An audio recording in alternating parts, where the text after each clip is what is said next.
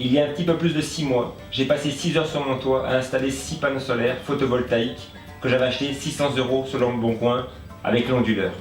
J'en ai même fait une vidéo intitulée « Produire et partager son électricité pendant 20 ans ». Puis, il y a exactement 10 jours, à 10h10 précisément, à la 10e page d'un magazine, j'apprends qu'il tombe 10 fois plus d'énergie solaire en une année sur ma maison que ce qu'elle en consomme durant cette même année. Alors je me lève avec l'envie irrésistible d'acheter 10 fois plus de panneaux photovoltaïques. Mais je me dis que c'est peut-être de la folie. Alors je me rassois et imagine ma consommation électrique en une journée. Puis j'imagine la production de mes panneaux solaires par une belle journée sans nuages.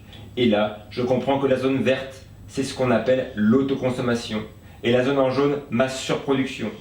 Crotte de biquette, j'ai oublié mon chauffe-eau électrique en rouge pour les douches et la vaisselle. Et c'est là que je me suis dit qu'avant d'acheter 10 fois plus de panneaux, il faudrait que j'essaye avec un variateur de puissance de décaler ma consommation en rouge vers ma surproduction en jaune. Et de cela aussi, j'en ai fait une autre vidéo intitulée « Énergie solaire, vendre, stocker ou consommer ?» Et c'est aujourd'hui le 13e jour du 13e mois, 13h13 précisément, que j'ai prévu de commencer à vous expliquer comment j'ai réussi à piloter le variateur de puissance grâce au microcontrôleur de ce module Arduino. Bing! Il y en a partout.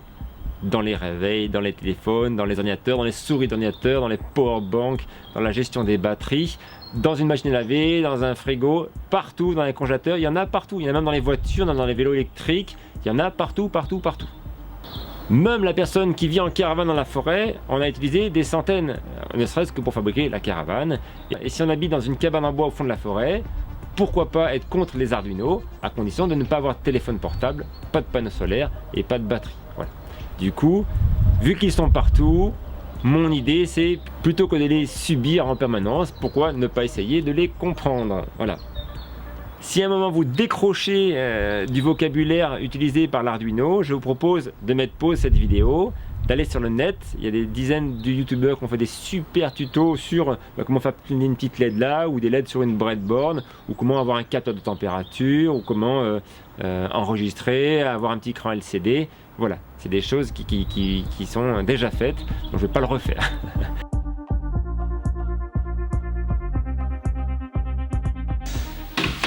Bon, tableau oblige. Alors, ce qu'on veut, c'est mesurer la puissance en watts. La puissance notée W égale les volts fois les ampères.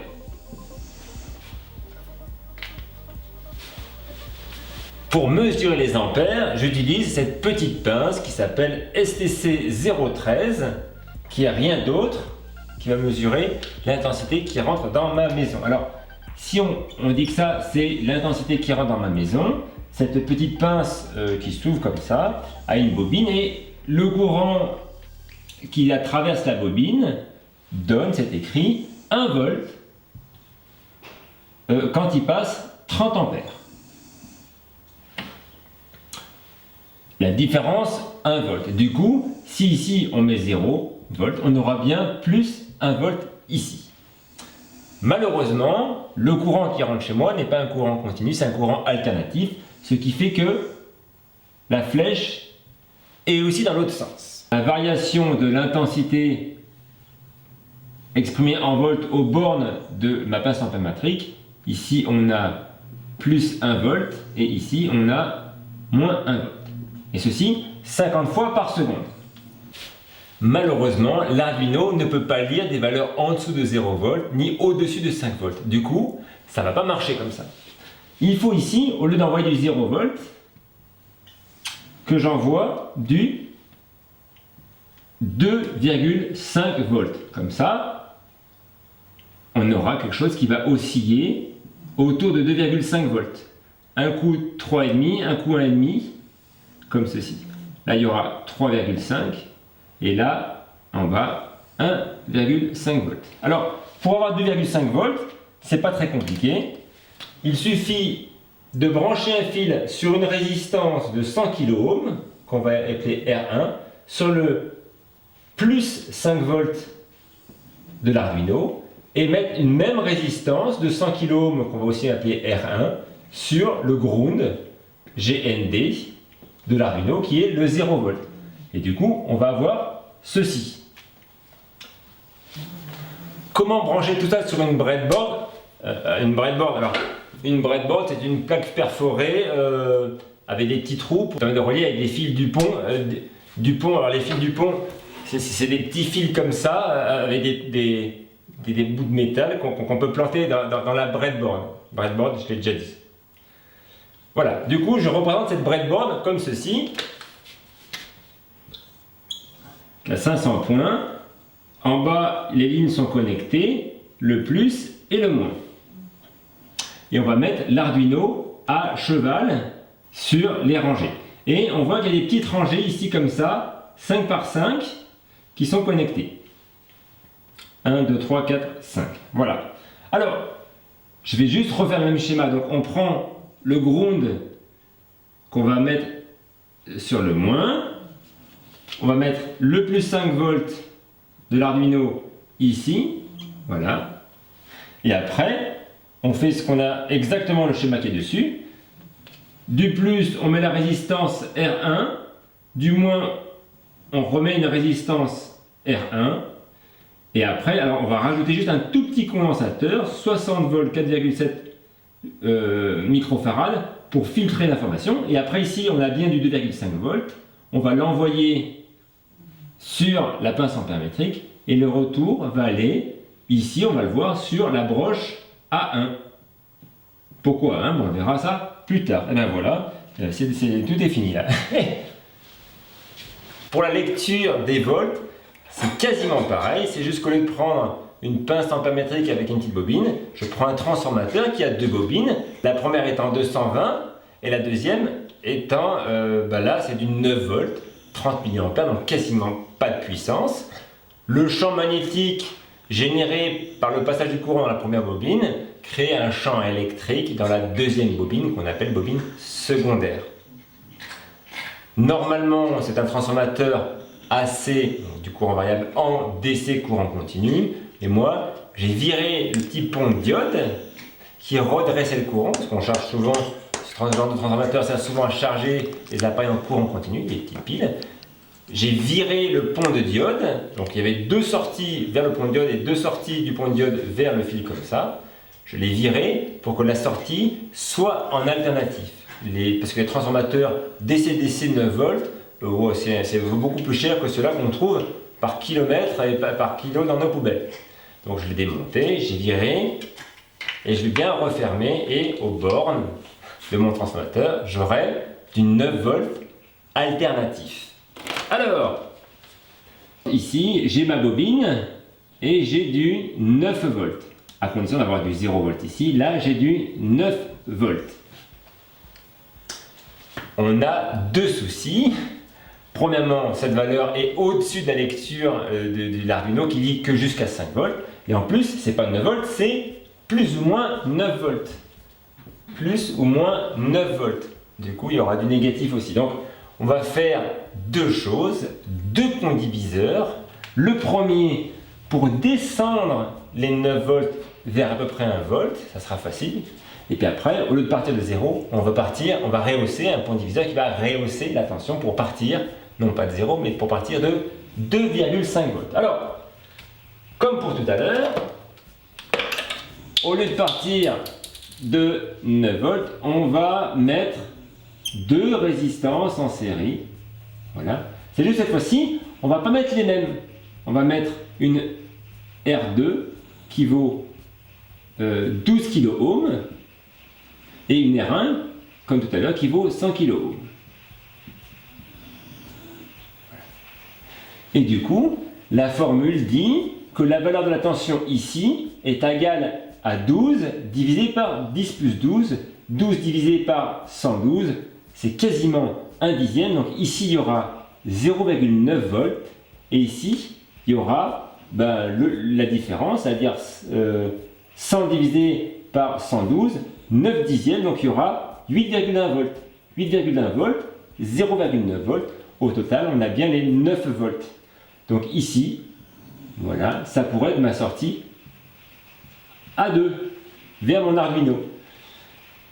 Mon premier condiviseur. Le deuxième, c'est le même. Je ne veux pas envoyer à partir de 0 pour que ce soit négatif, mais je vais envoyer à partir de la valeur 2,5 volts Et je fais exactement la même chose. Je prends une résistance R1 de 100 kΩ que je mets sur le ground, le 0 V de l'Arduino, et une autre résistance ici, la même, de 100 kΩ R1 vers le 5 V de l'Arduino.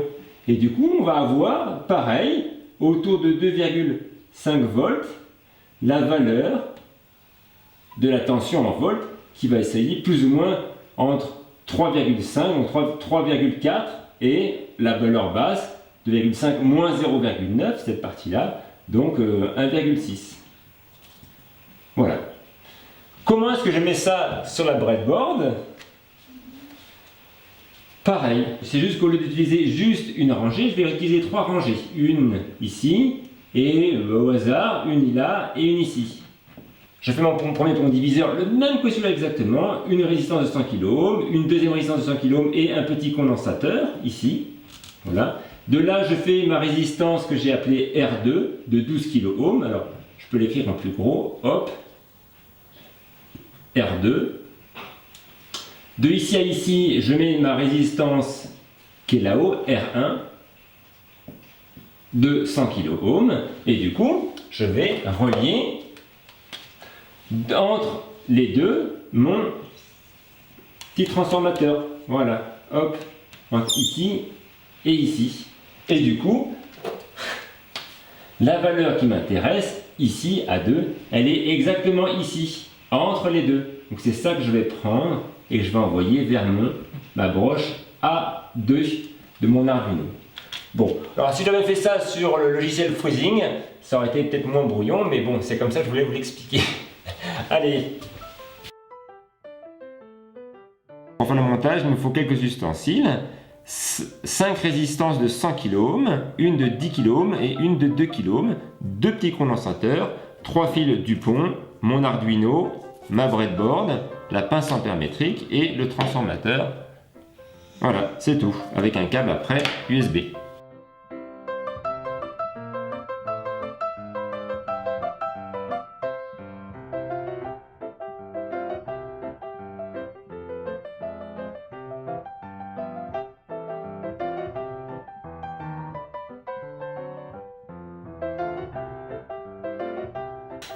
Et bien voilà, le montage est terminé.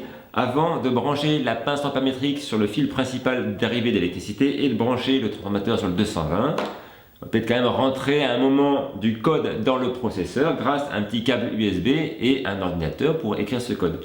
L'ordinateur ne sert juste qu'à écrire les lignes de code et rentrer dedans. Après, on n'a plus besoin de l'ordinateur pour que le processeur fonctionne. Allez, c'est parti! Pour brancher notre montage, je prends un câble USB que je branche sur l'ordinateur d'un côté et de l'autre côté je le mets sur l'Arduino, hop, comme ceci. Sur le bureau, j'ouvre le logiciel Arduino et si vous n'avez pas le logiciel Arduino, il faut le télécharger gratuitement sur internet et l'installer sur votre ordinateur. Et une fois que c'est fait, Arduino va s'ouvrir. Alors là, il y a un programme de base, je fais CTRL A et supprimer pour le vider. Maintenant, je vais aller chercher le programme qui m'intéresse sur Internet. Et là, je vais demander l'énergie autrement. Très bien. Donc ça, c'est le blog de l'énergie autrement. Et dans la partie plan et schéma, on voit ici, je clique dessus. Et là, quand je descends, il y a le 9e épisode et la partie du code. Donc, sans réfléchir, je copie tout le code. Je fais copier. Et je retourne à mon Arduino. On est là, on colle, CTRL V, on colle le programme. Voilà. Il est là le programme. Il a demandé // Alors justement, c'est // chaque fois qu'il y a un // après, ce n'est pas un programme. C'est une information qui aide la personne qui lit le programme pour le comprendre.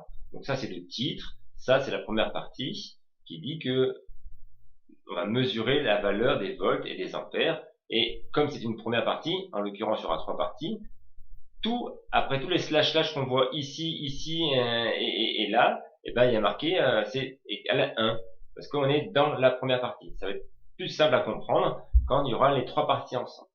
Alors je commence le programme commence ici, inclure la librairie Emonlib.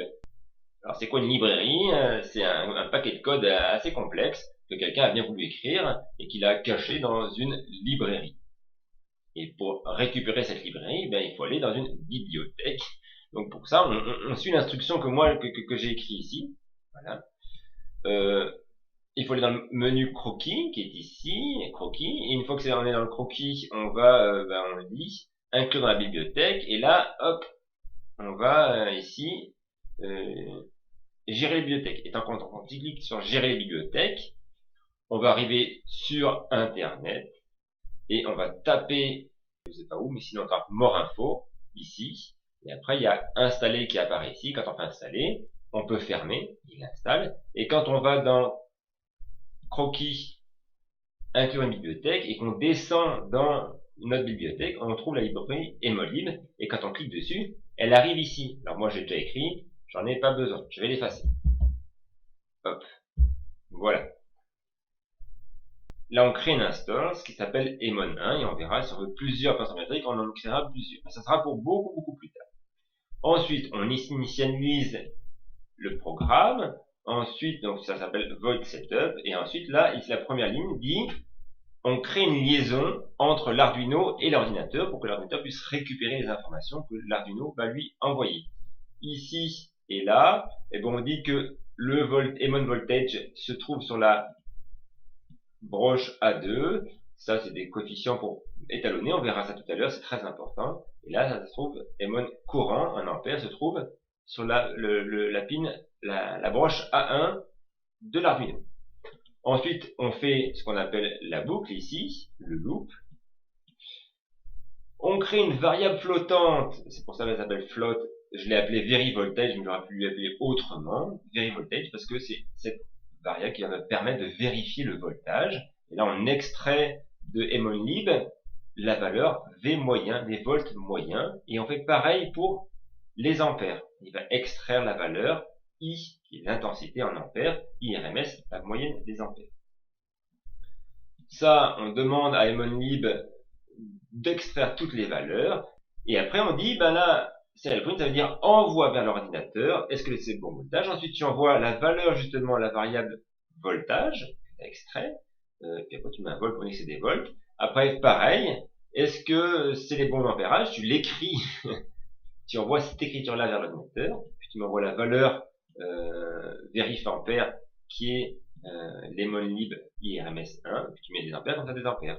Et voilà. Fin du programme, c'est fini.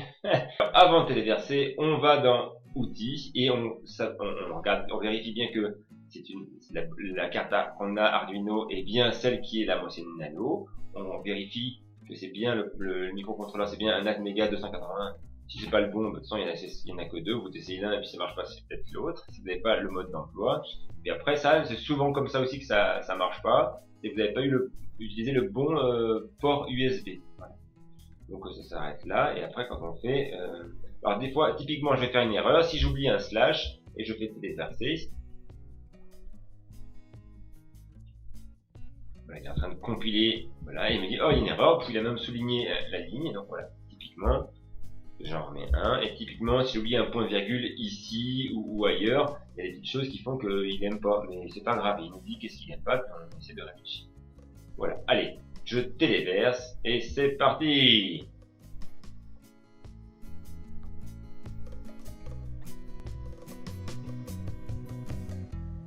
Super, c'est arrivé.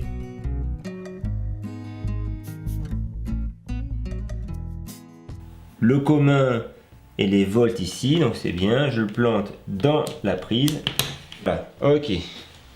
225 volts. Alors si j'allume la lampe, voilà, je ne sais pas si on voit là, on est à 1,25 ampères ici, et puis on est toujours à 228 volts. Alors sur l'ordinateur, si je demande dans outils moniteur série, hop, voilà, qu'est-ce qu'on a?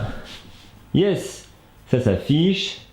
Alors les ampères, ça dit entre 1,29 et 1,30, et ici 1,26. D'accord, donc il y a une petite différence. Et ici, 231 volts pour 148, on est dans les choux. Donc on va reparamétrer la valeur qui est juste derrière. Donc je vais corriger. Ça c'était la valeur que j'avais utilisée pour un petit transformateur de 9 volts. Et là pour les 6 volts, c'est du 300... 57 la valeur. Après il faut tester. Et puis ici, c'est pas 30, je crois que ça va mettre 28,5 par exemple. Je téléverse, hop, et on va regarder ça. Voilà, c'est téléversé. J'ouvre le moniteur série et là je vois qu'est-ce qui se passe. 2,30 et 1,27, et si je me décale, 1,26 et 2,30. Voilà. Donc c'est pas évident d'avoir tout sur la même caméra, mais voilà, c'est comme ça. Donc voilà, c'est comme ça qu'on étalonne la pince ampère-métrique et le transformateur qui sert de voltmètre. Allez, fini la théorie, place à la pratique. J'ai fait une petite boîte, une drôle de boîte, un bout de bois de 14 par 24, deux tasseaux de 4,5 de hauteur, et là, de ce côté-là, j'ai mis un bout de plexiglas avec une charnière, un bout de charnière à piano vissé dans le tasseau, ce que je me fasse sur le plexiglas, et là on voit, enfin je sais pas si vous voyez, mais en tout cas, il y a un trou dans le plexiglas. Pourquoi? Pour mettre l'écran LCD.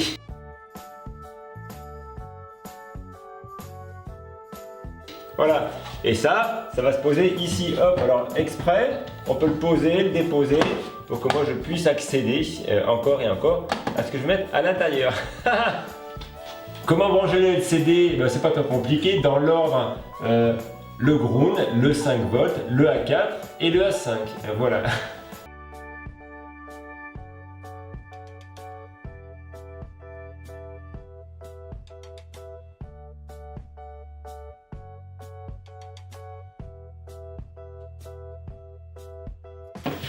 Tadam! J'ai branché la pince ampère-métrique sur le fil principal là-haut. Tout est branché. Et au lieu d'alimenter la carte Arduino par le câble USB, il y a une alimentation séparée sur le Win et sur le Ground. Et là, je l'ai mis en 7 volts avec un petit transformateur DC. Et je vais le brancher maintenant. Attention, c'est parti! Youhou! Tadam! Tadam! Tadam! Ah! Intéressant! On a au lieu que ça rentre, ça sort. Alors qu'aujourd'hui, il n'y a pas de soleil du tout, du tout, du tout.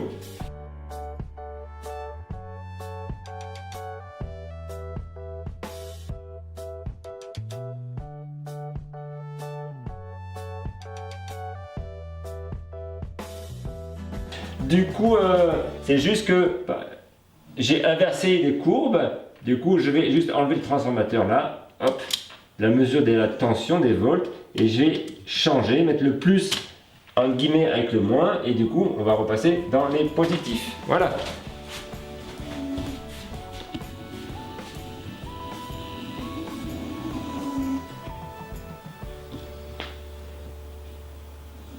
Alors vous allez me dire, Barnabé, t'es gentil, mais t'as sauté combien d'étapes là? On en était au volt ampère, et là on en est au watt et watt heure. Eh ben oui, j'en avais marre de faire de la théorie. Tout le programme Arduino pour mesurer les volts, les ampères, le LCD, les watts, les watt-heures, tout ce programme, il est dans la description de cette vidéo. Il se trouvera aussi sur le blog de l'énergie autrement. Je ne détaille pas le programme comme précédemment. Il y a suffisamment d'indications à droite écrites pour vous permettre de comprendre plus ou moins ce que j'écris en code. Dernier petit point. Les watts-heures, là, sont avec un chiffre et la virgule pour qu'on voit que ça avance. Mais bien évidemment, on divisera tout ça par 1000 pour avoir des kilowattheures, parce que les watts-heures, ça intéresse personne. Et ça fera des chiffres beaucoup trop longs. Ou en tout cas, la taille de l'écran ne permettrait pas d'écrire tous les chiffres en watts-heures. Alors vous allez me dire, comment est-ce que, avec la valeur de la consommation en watts et mon Arduino, je vais pouvoir piloter la molette de mon variateur de puissance pour optimiser mon autoconsommation photovoltaïque? Parce que c'est ça la question. Eh bien je vais le faire avec un petit servomoteur tout simplement. Un petit moteur qui a 180 positions pour 180 degrés. Autant qu'on a mon variateur de puissance. On regarde ça la semaine prochaine, dans 7 jours. Si d'ici là, certains d'entre vous veulent écrire les lignes de code pour le faire en avance, pourquoi pas, ça peut être sympa. Merci à vous d'avoir suivi cette vidéo extrêmement technique, je reconnais, mais bon, ça change un petit peu des autres vidéos de bricolage disqueuses. Allez, je vous dis à dans 7 jours. Yes!